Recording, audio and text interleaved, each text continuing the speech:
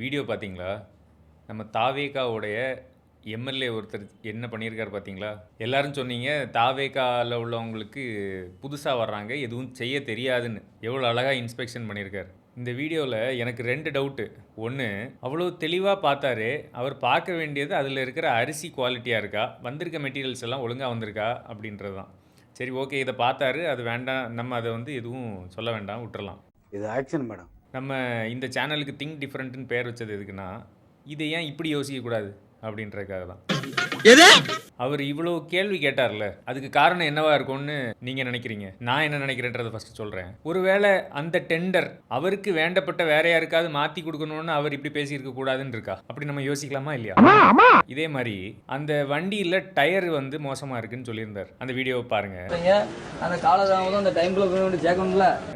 எந்த கவர்மெண்ட் பஸ்லையாவது இதோட மோசமான டயர் இல்லைன்னு அவரால் சொல்ல முடியுமா? அவரோட தொகுதியிலேயே அதெல்லாம் அவர் செக் பண்ண மாட்டாரா? அப்படியே அந்த டயர் மோசமாக இருக்குன்னு வச்சுக்கிடுங்களேன், ரோட்டில் போகும்போது அடிபட்டுருது, இல்லைன்னா அந்த டயர் வெடிச்சிருதுன்றார். அதுக்கு காரணம் என்னவா இருக்கும்? டயர்னு நினைக்கிறீங்களா? ரோடு இல்லையா? ரோடு நல்லா இருந்தால் டயர் எப்படி நாசமாகும்? ரோடை பார்க்க மாட்டாரு, டயர் நல்லா வச்சிருக்கணும்னு சொல்லுவாரா? இதெல்லாம் நம்ம கேள்வி கேட்கணுமா? இல்லை நம்ம யோசிக்கலாமா? இப்படி இன்னொன்றுக்கு போவோம். அந்த சேஸ் கொத்தி இருக்குன்றாரு. அவர் டிரைவர்ன்றதை ஒரு தடவைக்கு ஒரு 4 வாட்டி சொல்லிட்டார்.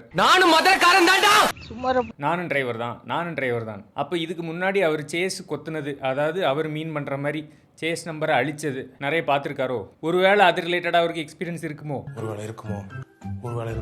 அப்படியே நம்ம யோசிக்கக்கூடாது. அப்படி ஒன்று, அப்படியே அதில் ஏதாவது ஒரு மிஸ்மேட்ச் இருக்குது, அதில் ஏதாவது பிரச்சனை இருக்குன்னா ஆர்டிஓட்ட ஒப்படைச்சிட வேண்டியது தானே? அவர் எம்எல்ஏ தானே, லீகல் ஆக்ஷன் எடுக்க தெரியாதா? இப்படி எல்லாம் அவர் பண்றாருன்றத பொதுமக்களுக்கு காட்டணும் அப்படின்றது விரும்புகிறாரா? இந்த மாதிரி லாரி எல்லாம் வச்சிருக்கிற இந்த ஃபீல்டில் இருக்கிறவங்களுக்கு அதில் என்ன இருக்குன்றது கரெக்டாக தெரியும். பொதுமக்களாகிய நீங்கள் என்ன நினைப்பீங்க?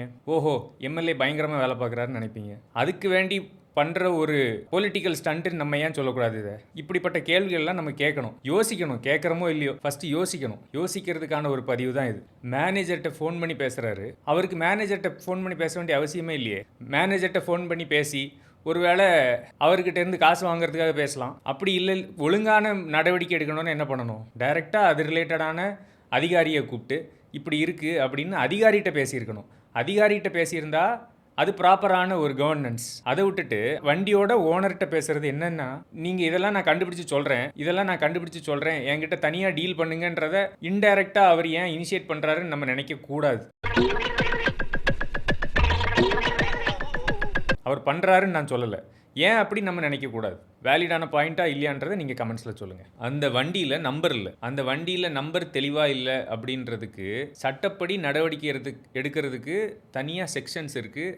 அதுக்குன்னு கம்ப்ளைண்ட் போடலாம். இதை நம்ம ஃபோட்டோ எடுத்து அனுப்பி கொடுத்தாலே போலீஸில் கம்ப்ளைண்ட் போடுறதுக்கான ப்ரொசீஜர் போலீஸ்லேயே வச்சுருக்காங்க. அதுக்கு ஆர்டிஓவுக்கு கால் பண்ணி பேசணுன்னெல்லாம் இல்லை, ஃபோன் பண்ணி சொல்லியோ இல்லைன்னா இந்த டீட்டெயில்ஸை ஷேர் பண்ணாலே போதும், அவங்க ஆட்டோமேட்டிக்காக ஃபைன் போட்டுருவாங்க. இந்த மாதிரி ஃபைன் போடுறதெல்லாம் நடுவில் நின்று அவர் ஹெல்மெட்டு போடாதவங்களெல்லாம் நிப்பாட்டி ஹெல்மெட் போடலை ஃபைன் போடுங்கன்னு சொல்லுவாரா? அப்படி எல்லா காரியத்துக்கும் அவர் பண்ணாருன்னா உண்மையிலே பாராட்ட வேண்டிய விஷயம் தான். எல்லா காரியத்தையும் ஒரு எம்எல்ஏவால் பண்ண முடியாது அப்படின்றது தான் இப்போ இருக்கிற எம்எல்ஏஸோட ஸ்டாண்டு.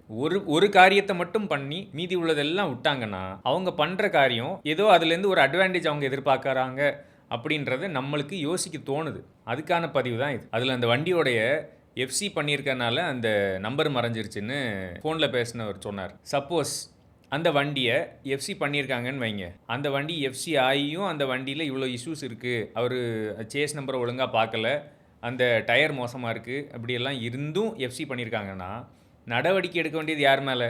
அந்த எஃப்சிக்கு ஓகே பண்ணி கொடுத்த அதிகாரி மேலேயா, இல்லை அந்த வண்டி வச்சிருக்கிற ஓனர் மேலேயா? இது யாருக்கிட்ட கேட்குறது?